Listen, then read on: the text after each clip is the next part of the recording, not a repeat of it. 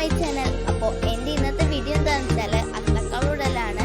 ഞാൻ വീട്ടിലത്തെ പൂ തന്നെയാണ് എടുക്കുന്നത്. പുറത്തുനിന്നൊന്നും പൂക്കൾ വാങ്ങുന്നില്ല, തിരുവോണത്തിന് വാങ്ങും. ഈ പൂവും ശംഖുപുഷ്പവും എൻ്റെ വീട്ടിൽ എല്ലാ വർഷവും ഉണ്ടാവാറുണ്ട്. എല്ലാ വർഷവും ഓണക്കളത്തിൽ ഇടാറുണ്ട്.